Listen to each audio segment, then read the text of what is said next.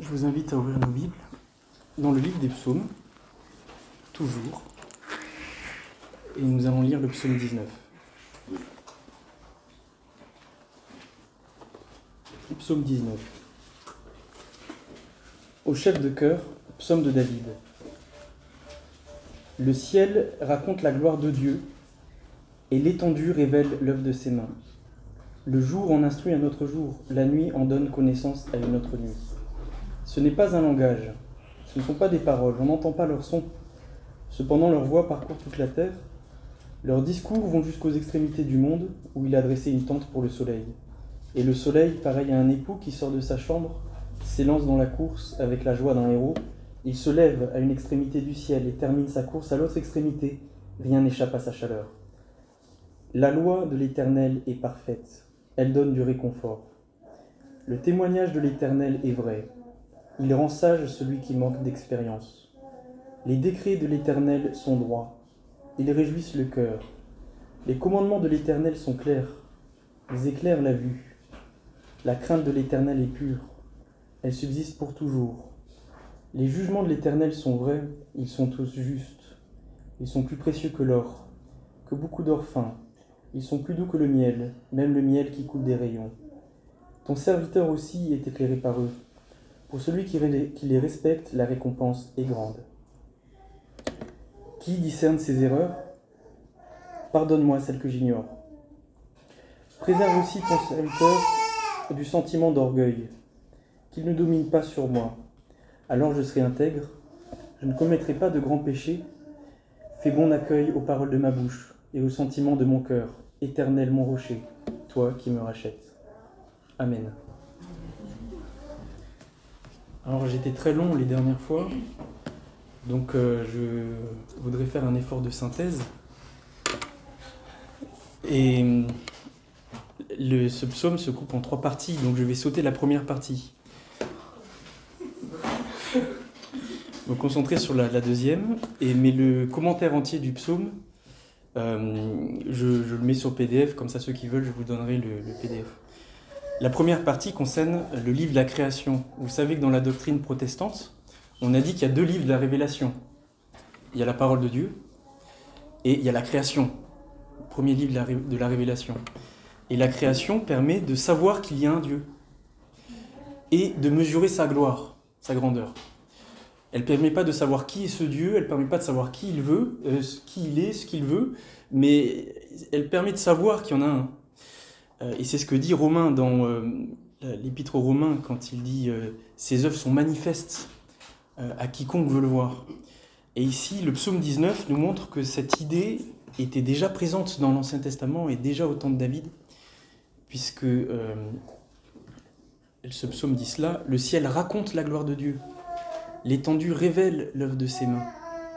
Ce n'est pas un langage, ce ne sont pas des paroles, ce n'est pas quelque chose que je vais pouvoir, mais c'est quelque chose qu'on constate. Et alors il y a beaucoup de choses à dire sur ces premiers versets qui font la moitié du psaume, mais nous allons nous concentrer sur la deuxième partie, sur la loi de l'Éternel. Parce que pour eux, il y avait cette idée que le monde a été créé selon la loi de Dieu. La loi, la Torah qu'on trouve dans la Bible, c'était les décrets éternels de Dieu. Et Dieu, avec sa loi, avait fondé le monde. Alors, il y a une partie qui concerne la création, et il y a une partie qui concerne l'homme, parce que l'homme n'est pas juste un objet inanimé comme le soleil qui obéit à des ordres. L'homme doit obéir à la loi de Dieu, mais l'homme est plus que ça, il a l'image de Dieu. Et donc la première chose qu'on voit de la loi ici, c'est que elle est comprise comme quelque chose qui influence et qui fait du bien à l'homme, et surtout qui permet à l'homme de contempler Dieu. Parce que c'est ce qu'il est en train de faire dans ces 6 affirmations sur la loi de Dieu. Il est en train de contempler combien Dieu est bon au final. La loi de l'Éternel est parfaite, son témoignage est vrai, ses décrets sont droits, sont clairs, la crainte de l'Éternel est pure, ses jugements sont vrais. Il est en train de contempler Dieu. C'est ce qu'il est en train de faire. Alors on va se concentrer sur ce passage-là. Et nous allons dire 3 choses. D'abord, la loi de l'Éternel, ici au verset 8, concerne toute la Bible. et pas seulement les 5 premiers livres de la Torah. Ensuite, nous allons voir ce que chacun de ces termes décrit des différents aspects de la parole de Dieu et en quoi ça nous concerne aujourd'hui, avec des problèmes d'actualité et aussi des questions qui ont touché le monde chrétien dans sa totalité depuis les années 60. Et enfin, nous allons voir ensuite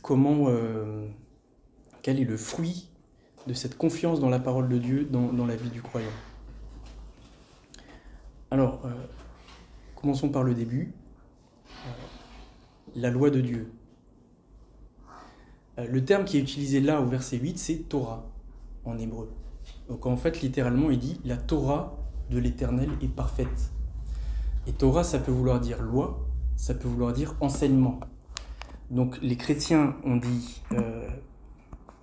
s'il s'agit de la loi, et du coup les juifs en réaction ont dit non, ça peut vouloir aussi dire enseignement. En fait, c'est enseignement. Un peu comme pour les 10 commandements. Les chrétiens ont mis 10 commandements, et les juifs en réaction ont dit non, mais ça peut vouloir dire aussi parole. C'est plutôt les 10 paroles qu'ils ont voulu casser ce côté normatif de la loi de Dieu. Mais quand on dit la Torah, la loi, dans l'Ancien Testament, il parle de la totalité des textes de la Torah. Pas juste des textes qui demandent quelque chose, prescriptif, des commandements. Parce qu'il y a des commandements clairs dans la Torah, tu ne tueras pas, etc. Donc est-ce que la loi, c'est juste ces textes-là? Non. Pour eux, la loi, c'était un tout. Et donc ceux qui ont vu avec moi la doctrine de l'Écriture, on voit que la loi de Dieu était donnée avec une alliance. Et donc quand on dit la loi, c'est l'alliance et la loi. L'alliance et ses règles. Donc il y a aussi les textes de l'alliance, c'est-à-dire les textes narratifs, où Dieu fait une alliance avec le peuple sur le Sinaï. Et comme cette alliance ne peut pas se comprendre sans un contexte plus global, on comprend aussi dans la loi l'ensemble des textes narratifs qui vont expliquer l'historique. Donc sont loi d'abord l'alliance, les règles pour celui qui est sous l'alliance, et puis tous les textes narratifs qui vont donner le sens. Donc Genèse 1, au commencement Dieu a créé le monde, c'est la loi pour David. Tous ces textes sont la loi. Et donc c'est de cette manière-là que nous, en tant qu'évangéliques, on comprend que la loi, ici, désigne la totalité de la Bible. Parce que Dieu a utilisé cette méthode aussi pour les autres livres de la Bible, et aussi pour le Nouveau Testament. Il révèle l'alliance de Jésus-Christ, avec des prescriptions, des choses claires, comme ce qu'il y a dans les épîtres. Mais le cœur, c'est l'alliance qu'on voit dans les évangiles à la croix, et le contexte, donc la totalité des textes narratifs, et les actes aussi, etc. Donc toute la Bible est structurée comme ça, de sorte que ici, quand il dit la loi, il parle de tous les textes de la Torah, y compris narratifs. À l'époque de David, il n'y avait que la Torah qui existait, et le livre de Josué, et peut-être le livre des juges, puisque 1-2 Samuel, ça décrit l'histoire de David, c'est écrit après. Donc les psaumes sont écrits en partie par David, puis après. Les prophètes n'existent pas, donc il n'y a que la loi. Donc quand ici, David dit « la loi est parfaite », en fait, il parle des Écritures en général. Et c'est ce qu'on verra ensuite dans tout le reste de la Bible. Donc en fait, c'est légitime, c'est pas un abus de langage de dire que ici, ce que l'Esprit Saint veut nous dire, c'est que la loi de Dieu, les écrits de Dieu sont parfaits. Et alors quand on arrive à Jésus-Christ qui révèle l'Évangile, et la personne même de Dieu, c'est accompli, c'est abouti, oui, on peut dire oui, c'est parfait. Sa loi est parfaite. Il comprend aussi la loi dans le sens des proverbes, parce qu'il y a 2 angles sous lesquels on peut comprendre la loi. Il y a le sens du Deutéronome, et le psaume 1, par exemple, entend la loi dans ce sens-là, dans le sens la règle morale. Le psaume 1, souvenez-vous, heureux celui qui médite la loi de l'Éternel et qui la médite jour et nuit. Et dans le psaume 1, il va dire que le contraire de la loi, ce sont les méchants, et leur destinée, c'est le jugement. Donc quand on prend la loi dans le sens la règle morale, on donne une destinée éternelle. Et quand on prend la loi dans le sens de Proverbe 1, on est dans le sens de ce que Dieu veut nous donner à nous pour maintenant, une richesse pour aujourd'hui. Dans Proverbe 1, on voit que La vraie richesse, c'est que celui qui suit l'enseignement de Dieu reçoit la grâce comme couronne et la grâce comme parure. Et l'opposé de cette richesse-là, c'est la richesse des méchants qui voient juste les richesses matérielles qu'ils peuvent avoir par leurs méfaits et par leur rapine. Et on voit la même chose dans le psaume 19. Il dit la loi est parfaite et après il dit elles sont plus pures, plus précieuses que l'or, que beaucoup d'or fin. Donc il y a ce même parallèle. Et on voit qu'au verset 8, il dit le témoignage de l'Éternel rend sage celui qui manque d'expérience. Ils éclairent, ils sont purs. On retrouve le même vocabulaire que dans les proverbes. Et au verset 12, qui permet de fonder cette idée, ton serviteur aussi est éclairé par eux, pour celui qui les respecte, la récompense est grande. Dans le psaume 1, il y a un absolu, la conséquence est éternelle, c'est le jugement éternel. Et ici, pour celui qui chérit la loi de Dieu, il reçoit une grande récompense, au sens comme si c'est pour maintenant, déjà dans la vie de cette terre. Et c'est ce qu'il dit dans ces 6 affirmations. D'abord, la loi de l'Éternel est parfaite, elle donne du réconfort. C'est quelque chose qu'on reçoit pour nous dans nos vies de foi aujourd'hui. Donc il comprend cette loi de Dieu dans ce sens-là. Et dans les psaumes, on a 3 psaumes dont fait partie ce psaume 19, qui sont les psaumes de la Torah.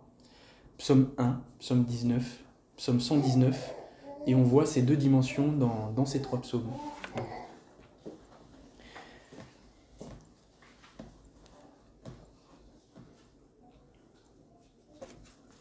Alors, il y a la loi de Dieu, ici, est décrite de 6 manières, avec 6 termes différents en hébreu.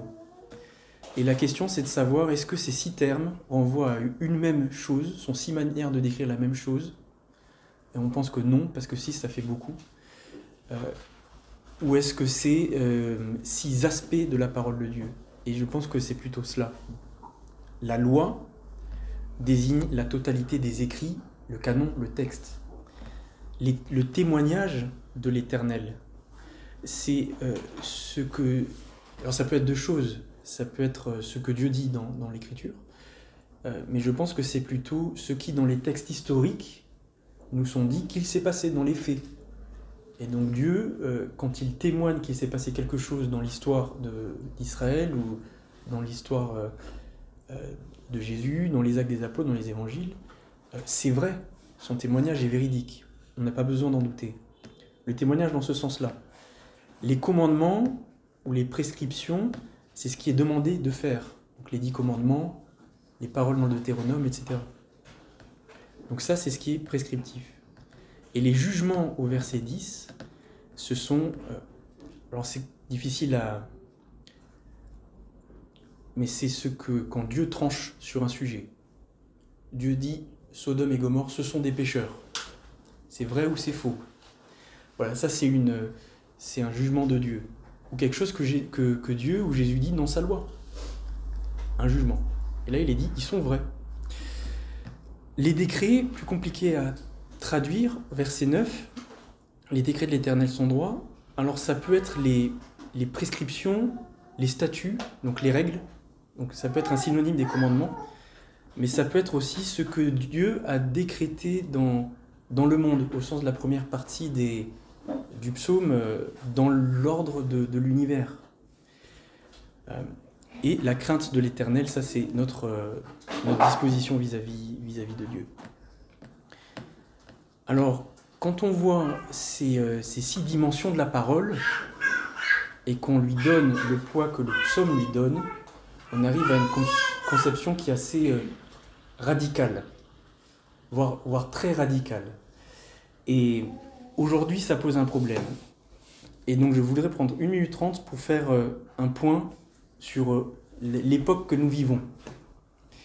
On vit une époque qui a commencé il y a plusieurs décennies, dans laquelle notre société s'est dressée contre tout ce qui représente une norme éternelle, une norme morale ou un repère.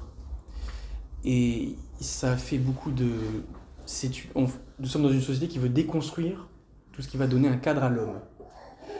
Et ce choc était tellement fort après la guerre, dans les années 50-60, que toutes les branches du christianisme, alors que ça concerne tous les domaines, l'éducation, la famille, la politique, tout ça, mais aussi les religions.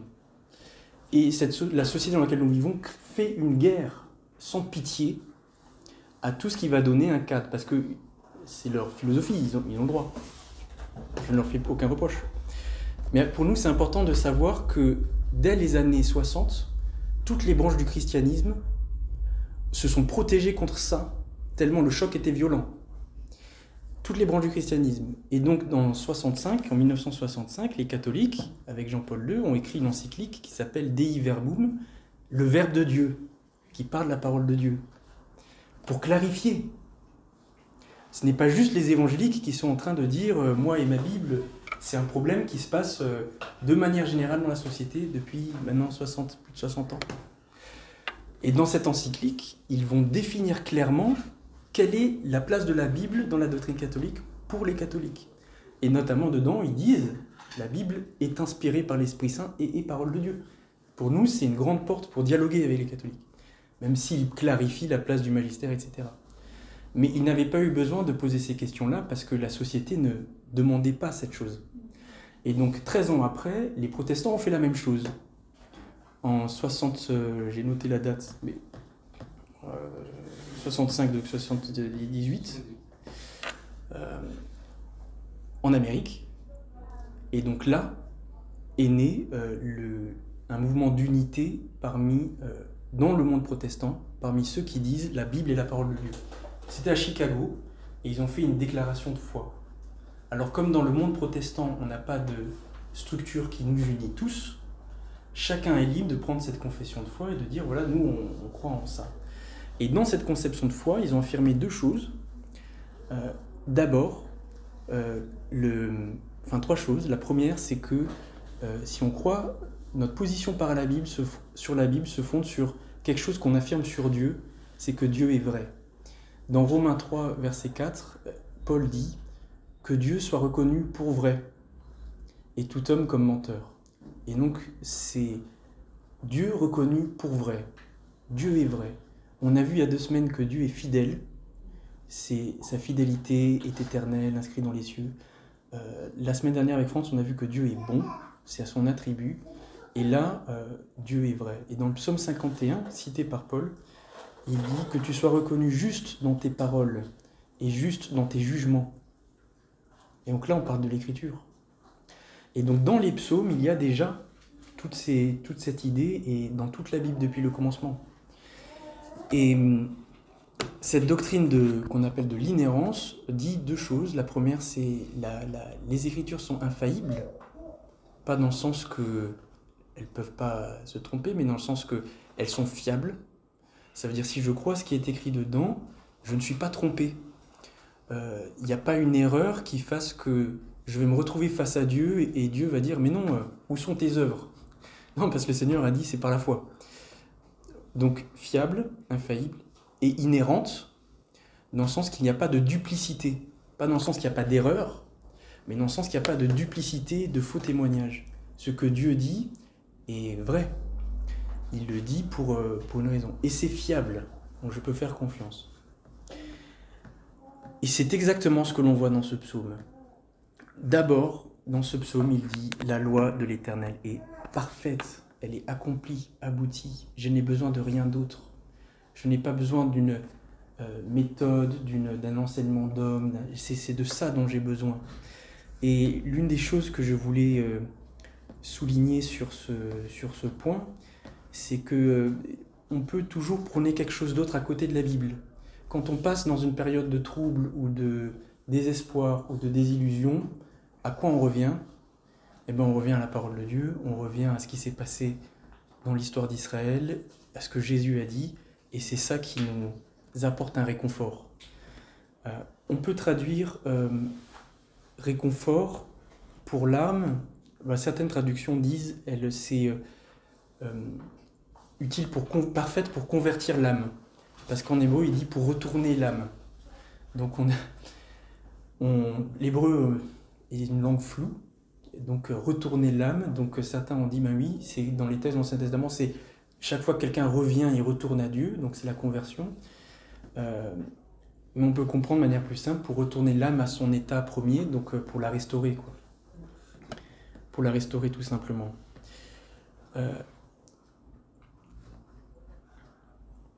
Je cherche mes notes, excusez-moi. Voilà, témoignage.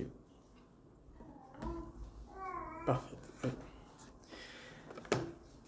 La Bible est parfaite aussi par cause de sa variété de textes.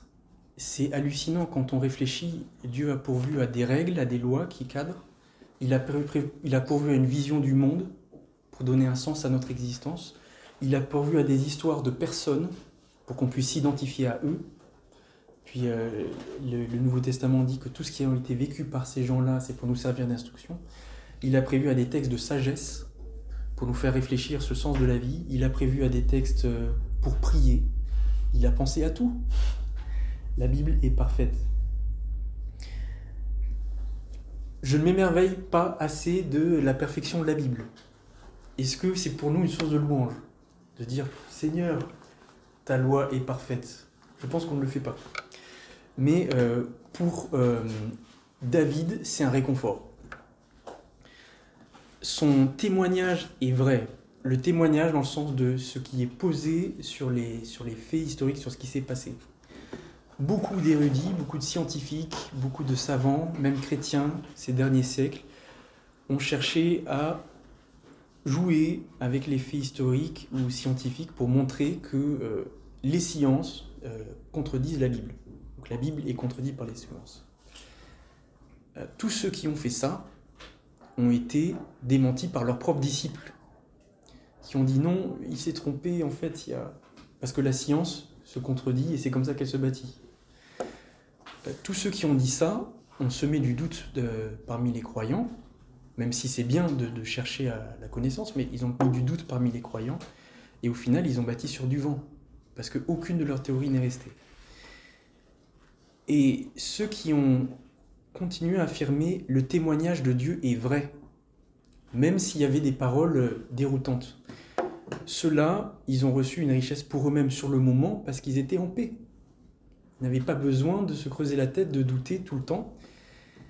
Et ils ont simplement eu une foi simple, joyeuse et confiante en Dieu.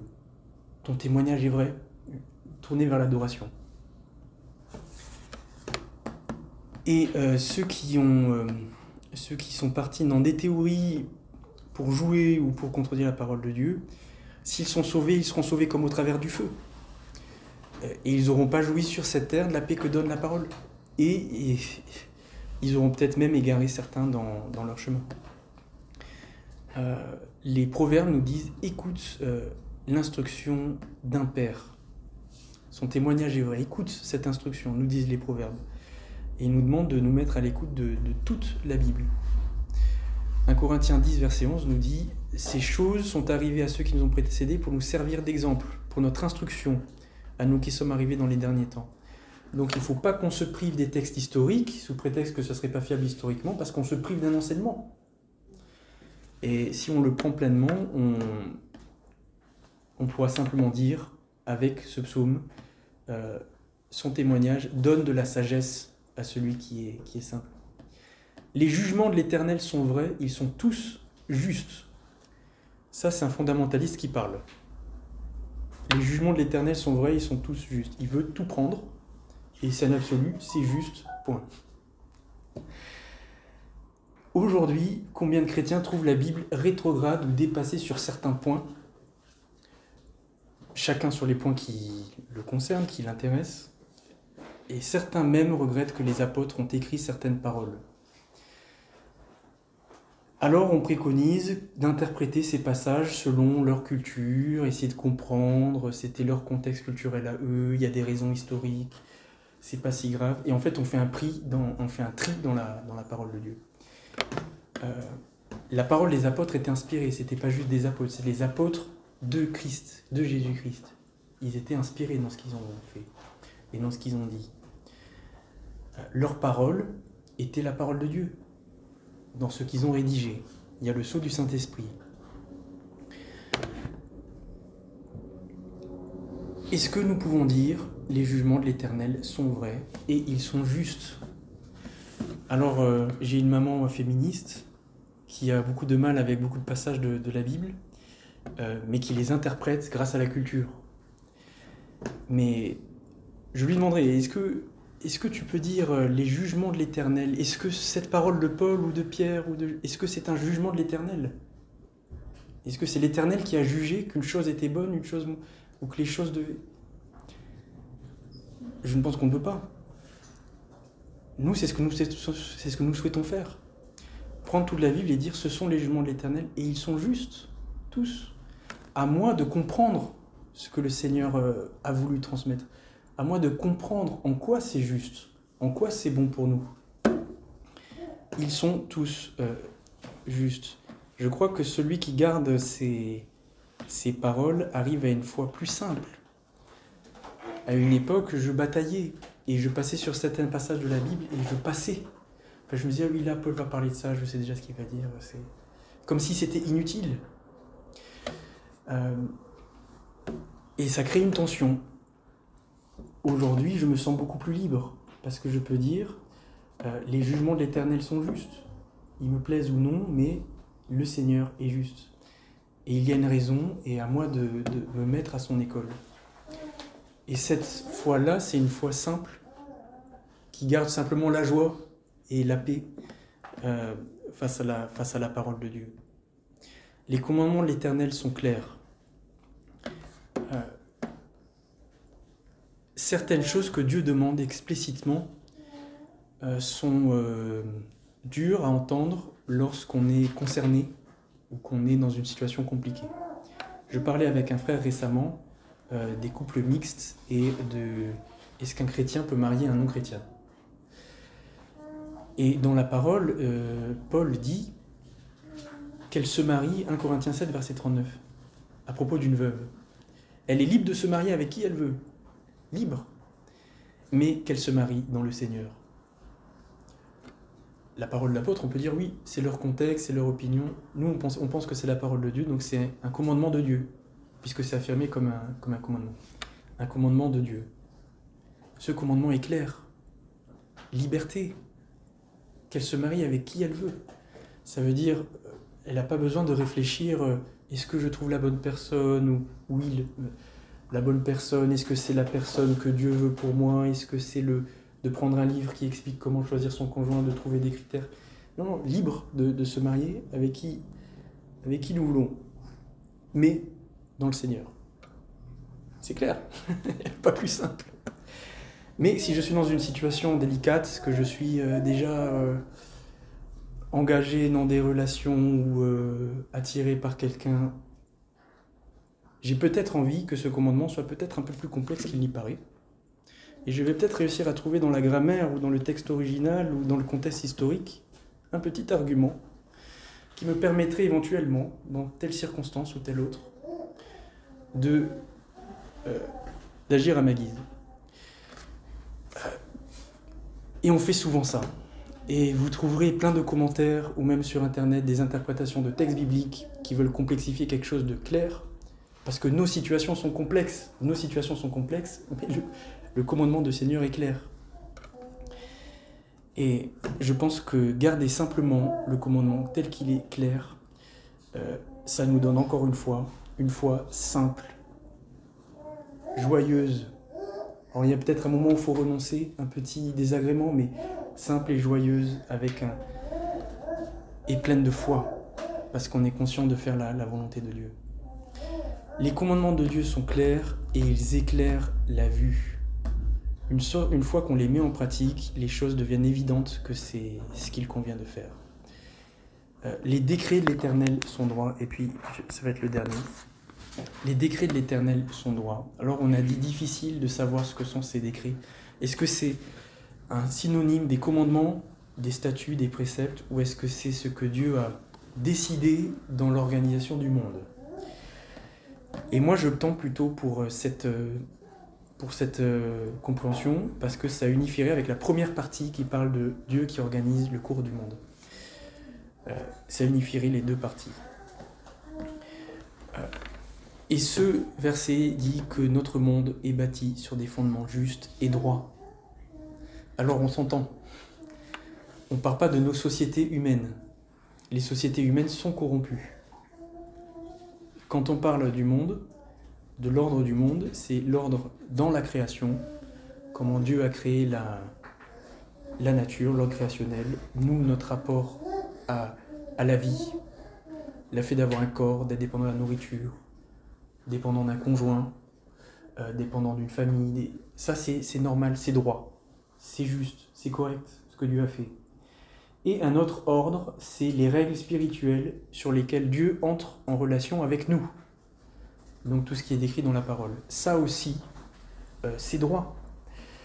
Parce que parfois, on peut regretter que Dieu soit trop strict ou trop plein de grâce. Mais tout ça, c'est droit, c'est juste. Quand Dieu dit que le péché doit être puni, c'est juste, c'est droit.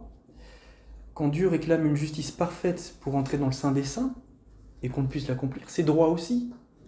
Et quand Dieu réclame le sang du Christ qui est l'agneau parfait, c'est droit aussi, c'est juste, au final. Et quand Dieu dit que le pécheur doit recevoir Dieu établit que le pécheur doit recevoir une condamnation éternelle, donc chacun de nous, c'est droit aussi.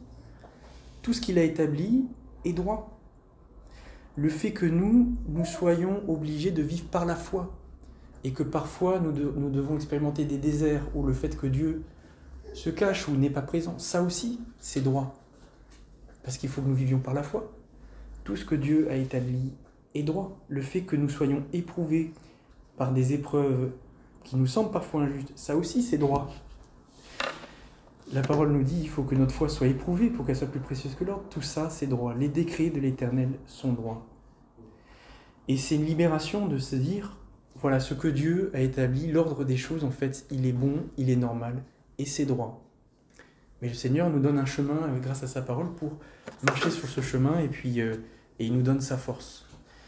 Et ceux qui refusent cette affirmation de la foi, qui semble trop dure ou trop exigeante, passent leur temps à errer d'une doctrine à l'autre, en fonction de ce qu'ils vivent ou de ce qu'ils ressentent ou de leur sentiment d'injustice, et en fait finalement être ballottés, comme le dit l'Épître de Jacques, comme une coquille dans les flots, d'une doctrine à l'autre. Mais ceux qui acceptent avec simplicité qu'en fait ce que Dieu a décrété, ce que Dieu a établi est droit, au contraire, ils se réjouissent, ils regardent leurs conditions, et au lieu de soupirer, ils contemplent les degrés de Dieu, ils s'émerveillent sur la droiture de ses choix, et ils disent « Le Seigneur est droit, et tout ce qu'il a fait est juste ». Alors toutes ces affirmations sur la parole de Dieu, sur sa loi, ses décrets, ses jugements, au final vont tracer une ligne entre le croyant qui accepte tout ce que Dieu dit, toute la loi de Dieu, tout le conseil de Dieu, toute la parole de Dieu, qui choisit de mettre leur confiance dans ce que Dieu est, il est vrai, il est bon, il est juste, il est droit, qui accepte la radicalité de la foi. Donc il y a une ligne qui est tracée entre ces croyants-là et ceux qui vont accepter le message de Dieu en général, mais garder des conceptions du monde, et qui vont toujours, en fait, finalement, sentir un inconfort, une gêne. Pour ceux qui prennent ce choix de tout prendre, ils vont dire après, avec le psalmiste, « Ils sont plus précieux que l'or, que beaucoup d'or fin, plus doux que le miel, même le miel qui coule des rayons. » Ils vont dire que c'est agréable, parce qu'ils vont vivre les fruits que donne une pleine confiance dans la parole. Les autres auront un goût amer, parce que la parole de temps en temps va donner quelque chose de doux, et dès qu'on est dans les épreuves ou dans ces cogitements, on se retrouve à être partagé, à être tiraillé, à pas avoir une foi pleine, posée sur quelque chose de stable, du doute, être partagé. Et je pense que ce psaume nous dit « Goûtons une foi entière et pleine dans tout ce que Dieu dit, et on goûtera un fruit qui est agréable, même s'il demande une certaine radicalité et puis un certain détachement. » Alors, toute la Bible est parfaite, parce que s'il n'y avait pas la Bible, on n'aurait pas le témoignage de Jésus-Christ, on n'aurait pas la lumière, on ne pourrait pas voir sa personne, agir, parler, Dieu parmi les hommes, sa grâce, et la parole, toute la parole parle de Jésus-Christ, l'Ancien et le Nouveau Testament. C'est ce qu'il dit, c'est ce que Jésus enseigne dans Luc 24, verset 27. Il enseigne cela aux disciples d'Emmaüs. Et Pierre dit, tu as les paroles de la vie éternelle.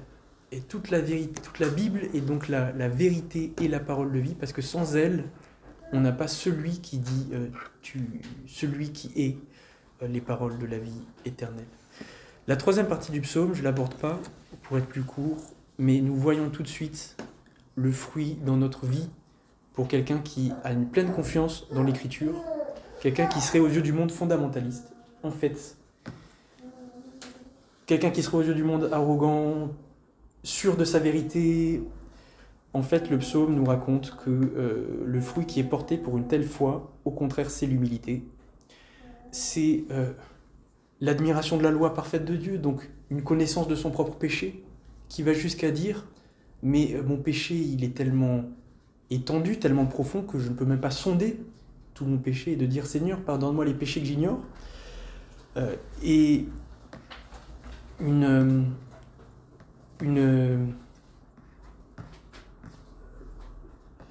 je cherche le texte,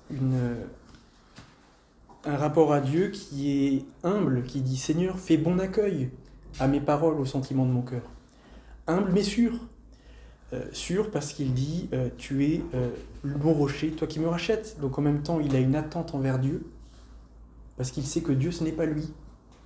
La vérité, ce n'est pas lui. La vérité, elle est à l'extérieur. Et en même temps, il est certain que c'est le Seigneur, son rocher. Et donc, ça mériterait plus de commentaires, cette partie qui est un point final magnifique.